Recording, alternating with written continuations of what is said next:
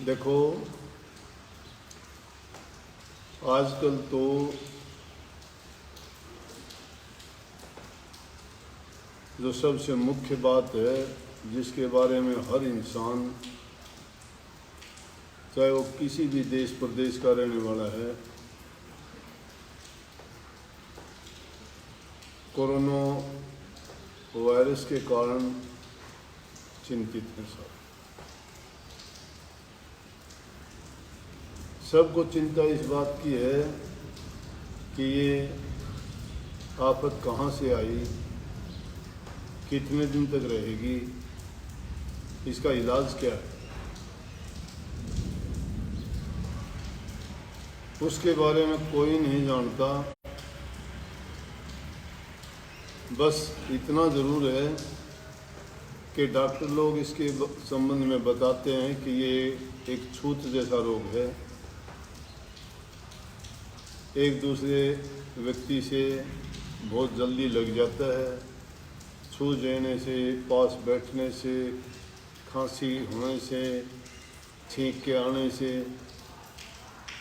तो अगर इस रोगी के आसपास भी या रोगी किसी चीज़ को छूता है, वहीं पे इस रोग के रोगाणु रुक जाते हैं, और वो रोगाणु जब रुक जाते हैं तो काफ़ी समय तक उसी पर जिंदा रहते हैं। डॉक्टरों की खोज के मुताबिक, वैसे आम आदमी के लिए तो अदृश्य है ये, और अदृश्य चीज से हम इतने भयभीत हैं कि देखो क्या होगा। लेकिन एक बात को अपने दिमाग में सोच के रखो कि जब अदृश्य चीज हमें इतना डराती है और इतना नुकसान कर सकती है, तो अदृश्य भगवान उसका इलाज भी कर सकता है। उस अपने निश्चय और विश्वास को अपने मन से ना डिगने दो। ये कुदरत का किया हुआ काम है, लेकिन उसके बारे में हमें सजग, सचेत और ध्यान रखने की बड़ी आवश्यकता है। जो उसके बारे में जानते हैं, उसके बारे में सलाह मशवरा देते हैं, आदेश देते हैं, या उसके बारे में जो कुछ भी हमें जानकारी और उनको प्रेज को निभाने के लिए नियम बताते हैं, उनका पालन करना बड़ा ज़रूरी है। अगर उन बातों को हम नहीं मानते हैं तो हमें उसी प्रकार से दुख उठाना पड़ सकता है, जिस प्रकार से एक रोगी डॉक्टर की बात को ना मान के, डॉक्टर के बताए हुए प्रेजों को ना अपना के, अगर वो गलत चीज़ों का प्रयोग कर देता है जिसका डॉक्टर निषेध बताता है, तो उसको उसका परिणाम भुगतने के लिए भी तैयार रहना चाहिए। जिस प्रकार से आज की ताज़ा खबर कहो, समाचार कहो, अभी थोड़ी देर पहले मैंने टीवी में देखा, ब्रिटेन के प्रधानमंत्री को भी ये पॉजिटिव आई है रिपोर्ट। उसका पॉजिटिव आने का कारण क्या था? लापरवाही। अब ये रोग बीमारी ये नहीं देखती कि छोटा है, ये बड़ा है, ये अमीर है, ये गरीब है, ये कमज़ोर है या ये ताकतवर है। रोग किसी को भी हो सकता है, लेकिन लापरवाही अगर कोई भी करता है, वो उसकी चपेट में जरूर आ जाए। अब जबकि ये आदेश जारी हैं, खुल्लम खुल्ला हम देखते हैं कि ये बताया गया है कि अपने आप को एक दूसरे से दूर रखो, पास ना जाओ। इस रोग का पता नहीं चलता एक डेढ़ हफ्ते तक कि उसमें किसमें ये रोग या बीमारी के लक्षण हैं। कई बार तो लक्षण भी गौण होते हैं, पता ही नहीं लगता। और वो इंसान जितने लोगों से बात करता है, बैठता उठता है, जाने अनजाने में उनको छूता है, तो क्या होगा? उनके अंदर भी वो बीमारी पहुंच जाती है। पिछले दिनों कहानी नहीं सुनी थी? लड़की का नाम मुझे याद नहीं, गाना गाने वाली थी, वो किसी कार्यक्रम में आई थी। हमारे कितने राजनीतिक आदमी उसमें शामिल थे, एमपीज थे। और जब पता लगा कि वो उसकी जब टेस्ट किया गया और उसको पॉजिटिव पाई इस वायरस की, तो सबको आइसोलेशन में जाना पड़ा, क्योंकि सबको ये शक हो गया कि जो जो वहाँ उस पार्टी में शामिल थे, उनसे मिले थे, उनको सबको वो रोग हो सकता है। वो एक अलग बात थी कि उनमें से काफ़ियों को उसी दिन से आइसोलेशन में अलग से रखा गया, दोबारा उनकी चेकिंग की गई, लेकिन उनको मेहरबानी हुई परमात्मा की कि उनको किसी को भी वो रोग नहीं मिला। लेकिन इसी प्रकार से आज जो खबर आई, या दूसरा देखो, चाइना में ये स्टार्ट हुई थी, पूरे संसार में फैल गई। सबको पता था कि इतनी बुरी बीमारी है, चाइना के हालत देख के लोगों ने उससे पहले ही अपना इंतज़ाम करना शुरू नहीं किया। जब आफत सिर पे आ जाती है, फिर उसके बारे में फिर सोचते हैं, फिर भागते हैं, तो ज़्यादा कष्ट उठाना पड़ता है। उसी के कारण इटली की क्या हालत है, कितने लोग उसमें मरे हैं। चाइना की क्या हालत है, कहीं कहते हैं कि सुधार हो गया, फिर कहते हैं कि अब दोबारा से कोई फिर उस वायरस की वेव आ गई। तो वेव नहीं आई, वो लापरवाही करने से जो थी वो फिर दोबारा से फैलना शुरू हो गया। और उसी लापरवाही का कारण था अमेरिका। आज अमेरिका पूरे दुनिया में सबसे अग्रणी है चाइना के साथ, उसमें भी ये रोग सबसे ज़्यादा फैलता जा रहा है। अब बात आई कि इसका बढ़ने का कारण क्या है। हम भी अगर ये लापरवाही करेंगे, हम भी अगर बात को नहीं मानेंगे, तो विनाश की ओर अपने आप बढ़ते चले जाएंगे। ये बहुत बड़ा विनाशकारी महामारी का नाम इसको जो दिया है, इसका ये नहीं पता कि कितना नुकसान कर देगा।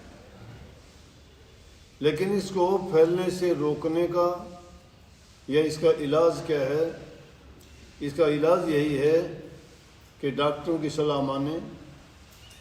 वर्ल्ड हेल्थ ऑर्गेनाइजेशन जो समय समय पर हमें इसके बारे में एडवाइजरी जारी करते हैं, उनको अपना के और उन चीज़ों का हमें पालन करना चाहिए। इतिहास को भी अगर देखोगे उठा के, जिन्होंने इस बात का पालन नहीं किया ना, उनको इसी तरह कष्ट उठाने पड़े थे। लंका नगरी सोने की थी, 1 लाख पुत 1.25 लाख नाती, ता रावण घर दिया ना बाती। कहते हैं रावण के 1 लाख पुत थे और 1.25 लाख नाती थे, लेकिन उसके घर में दिया जलाने वाला इंसान नहीं बचा। कारण क्या था? कि सही सच्ची बात को नहीं मानना।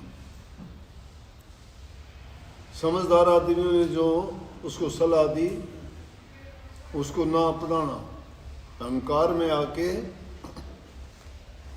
उसने बात नहीं मानी। नहीं तो उसके भाई विभीषण ने कहा था कि रावण तो महान है, कोई संदेह नहीं, लेकिन आपको पता नहीं है कि आपने जो गलत काम किया है वो किसके साथ आपने ये लड़ाई मोल ली है। आपके पास टाइम है, वो श्री राम है, उनके पास जाओ और जाके अब भी माफ़ी मांगोगे तो बच जाओगे।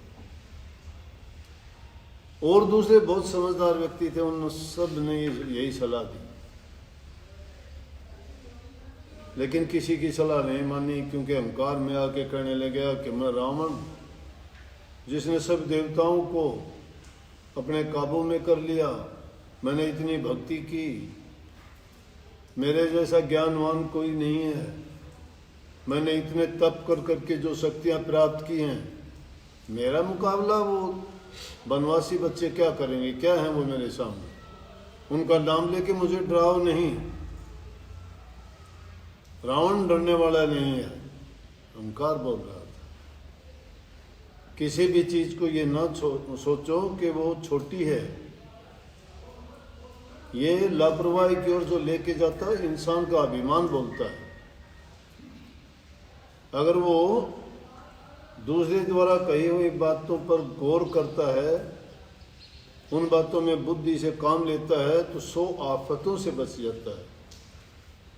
और जो एक बार बुरा वक्त चूक जाता है तो इंसान कितने दिनों तक सुख और चैन की जिंदगी जी सकता है। इंसान का चोला मिलना इतना आसान नहीं है।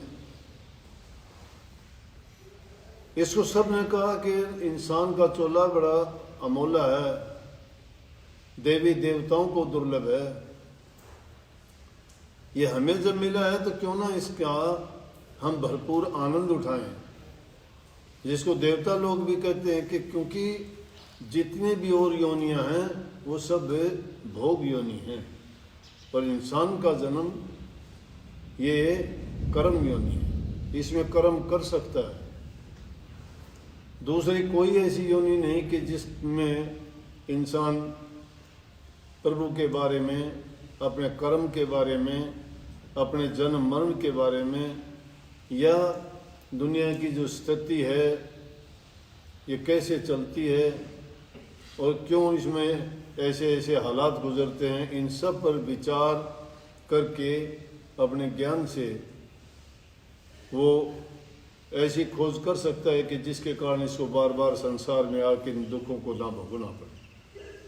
और योनियां तो मजबूर हैं, लेकिन कोई अगर कया नहीं मानता, वैज्ञानिकों ने खोज करके हमें जो चीज़ें बताई, आज उनका उपयोग सुख उनकी चीज़ों को मानने ही से तो है। वैज्ञानिकों ने कहा कि सूर्य चक्कर नहीं काटता, पृथ्वी सूर्य का चक्कर काटती है। अटपटी बात लगी थी, लेकिन धीरे धीरे करके जिन्होंने मान लिया उनको बाद में पता लगा कि वाकई में पृथ्वी चक्कर काटती है।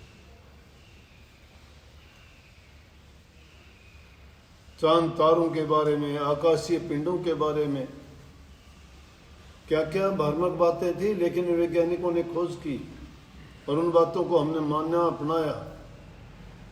रोगों बीमारियों की दवाइयों की खोज की कि इस दवाई के लेने से ये इलाज होगा। अगर उनको नहीं मानते हम तो किसका इलाज कैसे होता।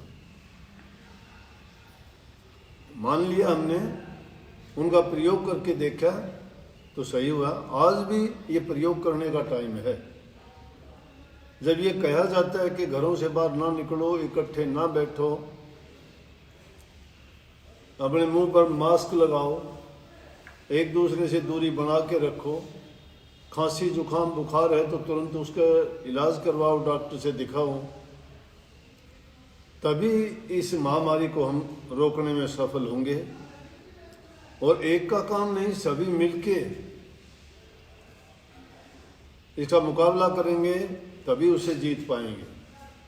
अगर 1000 आदमी तो उसको रोकना चाहते हैं और एक आदमी अगर थोड़ी सी गलती करता है तो 1000 का किए किराए पर वो पानी फेंक दे। कहते हैं ना कि एक मछली सारे तालाब को गंदा कर देती है, वो इसी तरह से तालाब को गंदा करती है। इसलिए इन चीजों में लापरवाही करने की जरूरत नहीं। तो वही बात थी, अगर रावण ने वो बात मानी होती तो लंका तहस नहस नहीं होती। उसके देवी देवता सब उसके काबू में थे। इंद्र उसके कहने से बरसात करता था, पवन देवता उसके कहने से हवा चलाता था, और विश्वकर्मा उसके कहने से भवन बना देता था। हनुमान जी ने लंका नगरी को आग लगा दी, लेकिन क्योंकि उसके काबू में थे और उसने एकदम कहा और फटाफट सारी लंका दोबारा से तैयार हो गई रात भर में। लेकिन सारी शक्तियां होते हुए भी बुद्धि से काम नहीं लिया। जो उसके भाइयों ने बताया, कुंभकर्ण ने भी आखिर में समझाया कि देखो तेरे लड़के सब युद्ध में मारे गए, सेना हमारी सारी खत्म हो चुकी, भाई विभीषण आपको छोड़ के चला गया और अब भी समय है, मैं तो मरने के लिए तैयार हूँ, जाऊँगा जरूर जाऊँगा, लेकिन मैं भी अगर मर जाऊँ तो भी एक सलाह दे के जाता हूँ, माफ़ी मांग लेना, बच जाए। लेकिन जिसके सिर पर अकाल बैठ जाता है, अभिमान जिसके दिमाग में उसको अहंकारी बना देता है, वो इंसान सुनता नहीं है किसी की भी। वो अपने आप को सर्वे सर्वा मानता है। वो सोचता है कि मैं सब कुछ हूँ, और जिन्होंने सब कुछ अपने आप को माना वो दुनिया में उनको सबको कष्ट उठाना पड़ा। और ऐसी ऐसी हालात उनकी गुजरी कि उनके नाम लेते हुए भी लोग नफरत करते हैं। कभी भी अपनी बात को सर्वोपरि न मानो, दूसरे लोगों की सलाह लो, जो वो अच्छी बात बताते उसको जरूर अपनाओ। अब ये किसी एक की बात नहीं, हम सब के लिए ज़रूरी है। अब इस महामारी के लिए नहीं, जीवन के हर क्षेत्र के लिए ये बात ज़रूरी है कि अच्छी बातों को मान लेना चाहिए। जिस प्रकार से गंदगी में पड़े हुए सोने को या कीमती वस्तु को कोई नहीं छोड़ता, इंसान भूल कर जाता है कई बार। चाहे वो किसी से भी, प्रकृति ने बहुत शिक्षा के साधन दिए हैं और इंसान में बुद्धि दी है, ज्ञान दिया है, विवेक दिया है। उसको काम में लेके सही वक्त पर उनका प्रयोग करके अगर हम रहेंगे तो अच्छा जीवन जी पाएंगे, खुद भी सुखी रहेंगे और औरों को भी सुख दे पाएंगे। इस चीज़ के लिए सजग रहने की ज़रूरत है। समय समय पर जो हमें सलाह दी जाती हैं उनको मानना ज़रूरी है, तभी इससे पार पाएंगे। मैंने सादी सी बात कही है कि वह अदृश्य है जो दिखाई नहीं देता, इसीलिए हम सोचते हैं कुछ है नहीं, कुछ है नहीं, उसको हम देख नहीं पाते हैं। परमात्मा के बारे में भी यही भ्रम है, इसीलिए इंसान गलत कर्म करता है, पाप कर्म कर बैठता है, अपने आप को सर्वासर्वी मानता है कि कहाँ है परमात्मा, कहाँ देखता है। परमात्मा को जो नहीं मानते वही लापरवाही करके गलत काम करते हैं, जो मानते वो नहीं करते। परंतु यहाँ तो अब ये बात आ गई कि अब उस अदृश्य वायरस से इतने डरते हो तो उस अदृश्य शक्ति को भी मान लो जिसकी ये छोटी मोटी चीज़ है। उसको जब अपनाओगे, उसको मानोगे तो वो अदृश्य चीज़ का नाश नहीं कर देगा, क्योंकि अदृश्य भगवान है। वो सर्वशक्तिमान, सबकी सुध लेने वाला, सब पर कृपा दया बरसाने वाला, सबका हित करने वाला है। अगर कमी है तो वो हम में है। हम अभिमान में आके सोचते हैं कि मैं करूँगा, मैं नहीं करते, तू करेगा, मालिक करेगा। उस मालिक पर यकीन रखो, उसके लिए रोज़ाना दुआ किया करो। सुबह शाम उठते बैठते उनसे कहो कि ये आपकी संतान को परेशान करने वाली छोटी मोटी जो चीज़ें हैं इनसे निजात दिलाओ, और जो ये कसूरवारों के साथ जिन्होंने कसूर किया होगा उनको जो सज़ा दी जा रही है उसके साथ बेकसूरों को ये सज़ा ना मिले। उनका कोई और तरीका हो, कसूर तो है इंसान का, इंसानियत में कसूर बहुत किए हैं, लेकिन कसूर किए हैं उनके साथ बेकसूर भी तो मारे जा रहे हैं। तो मालिक कृपा करे कि उन बेकसूरों के साथ ये अन्याय न होने दे और इस रोग से मुक्त करे, ताकि इस कठिन समय में उनकी सुध लेके मालिक उनको शांति दे, जिससे आराम से जीवन जी सके। राधा स्वामी।